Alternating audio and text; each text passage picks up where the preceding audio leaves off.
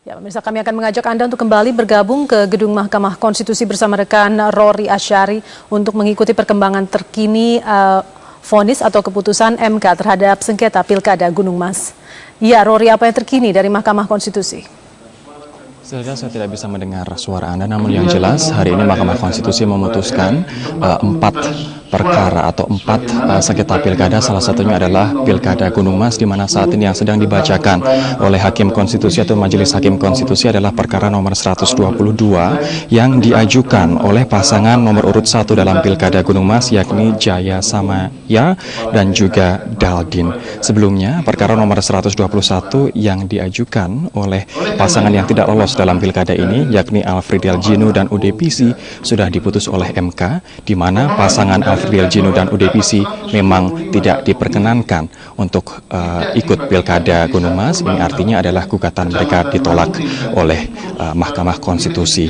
Sementara untuk gugatan dari Jaya Samaya dan juga Daldin yang saat ini sedang dibacakan putusannya, ini nantinya akan berpengaruh terhadap kemenangan Hamid Bintih dan juga Anton S. Dohong. Apakah kemenangan mereka akan dianulir oleh Mahkamah Konstitusi atau justru dikuatkan oleh Mahkamah Konstitusi? Kita tahu bahwa Hamid yang merupakan pemenang dalam Pilkada Gunung Mas pada 25 September yang lalu adalah salah satu orang yang ditetapkan oleh KPK dan ditangkap di Hotel Red Top di kawasan Jakarta pada tanggal 2 Oktober yang lalu dikarenakan diduga menyuap Akil Mukhtar yang merupakan Ketua Mahkamah Konstitusi nonaktif senilai 3 miliar rupiah untuk mengamankan pemenangannya.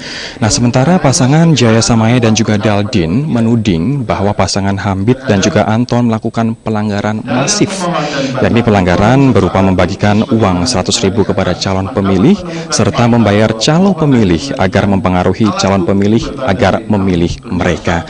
Sementara pihak termohon kedua adalah KPUD Gunung Mas, di mana menurut Jaya dan juga Daldin, KPUD Gunung Mas melakukan pelanggaran yang terstruktur dan masif, seperti adanya pemilih di bawah umur, kemudian kartu pemilih yang tidak dibagikan, penambahan 334 pemilih yang dengan membuat RT fiktif, kemudian membagikan sisa surat suara untuk dicoblos, serta adanya 2 kartu pemilih dengan identitas yang sama.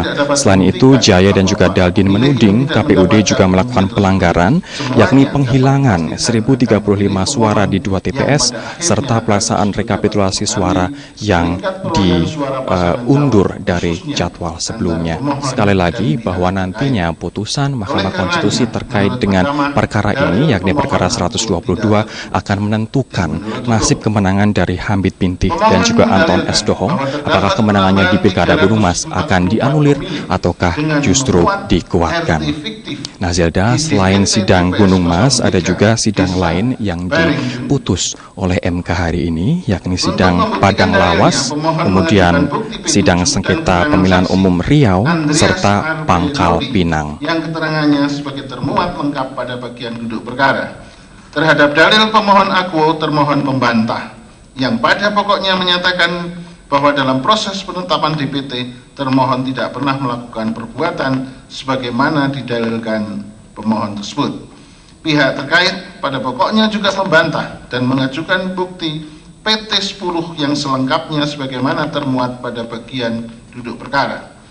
Terhadap dalil pemohon, bantahan termohon, bantahan pihak terkait dan alat bukti sebagaimana tertera di atas, Mahkamah menemukan fakta bahwa jika benar ada RT fiktif konon, pada kenyataannya sebagaimana dinyatakan oleh saksi Andreas Arpenodi bahwa memang ada TPS 03 Desa Bareng Jun dengan DPT sebagaimana tercantum dalam bukti P7, dan bahkan terdapat warga yang datang ke TPS tersebut dan menggunakan hak pilihnya.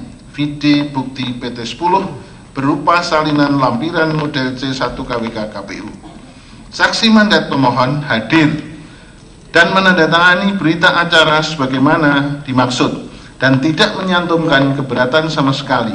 Terlebih lagi, pemohon tidak memiliki alat bukti otentik lainnya yang dapat meyakinkan mahkamah bahwa memang secara administratif sebenarnya tidak ada RT 4 tempat TPS 03 DC Berengjun tersebut.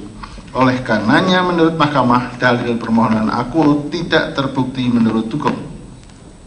Pemohon mendalilkan bahwa Ketua TPS 01 Desa Tumbang Miwan, Kecamatan Kurun, membagikan sisa surat suara kepada anggota KPPS dan saksi masing-masing sebanyak 9 surat suara untuk dicoblos di TPS tersebut.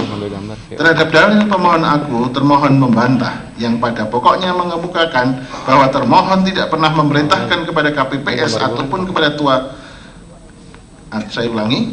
kepada ketua TPS untuk membagikan surat suara sebagaimana yang didalilkan oleh pemohon. Terhadap dalil pemohon dan bantahan termohon di atas, Mahkamah menemukan fakta bahwa dalil pemohon aku tidak didukung dengan alat bukti yang meyakinkan Mahkamah bahwa telah terjadi pelanggaran yang dilakukan oleh Ketua TPS 01 Desa Tumbang Miwan seperti yang didalilkan oleh pemohon. Oleh karenanya, dalil pemohon aku tidak terbukti menurut hukum. Pemohon mendalilkan bahwa terdapat 2 kartu pemilih dengan 1 nama, alamat sama, tempat tanggal lahir berbeda di TPS 02 dan TPS 03 Desa Tumbang Talagan, Kecamatan Manuhing. Untuk membuktikan dalilnya, pemohon mengajukan bukti P8 yang selengkapnya sebagaimana termuat pada bagian duduk perkara, bahwa jikapun terdapat pemohon benar adanya, dan pemohon tetap tidak dapat membuktikan dan meyakinkan Mahkamah bahwa 2 kartu pemilih tersebut telah disalahgunakan untuk memilih pihak terkait yang pada akhirnya hal tersebut secara signifikan mempengaruhi peringkat perolehan suara antara pemohon dan pihak terkait. Oleh karenanya, menurut Mahkamah, dalil pemohon aku tidak terbukti menurut hukum. Pemohon mendalilkan bahwa terdapat 1025 orang pemilih tidak ada NIK dan tidak jelas umurnya serta cacat mental yang terdapat di seluruh DPT pada 12 kecamatan Kabupaten Gunung Mas. Untuk membuktikan dalilnya, pemohon mengajukan bukti P5 dan keterangan saksi Sri Alita yang pada keterangannya sebagaimana terungkap lengkap pada bagian duduk perkara. Terhadap dari pemohon aku, termohon membantah yang pada pokoknya menyatakan bahwa dalam proses penetapan DPT, termohon tidak pernah melakukan perbuatan sebagaimana didalilkan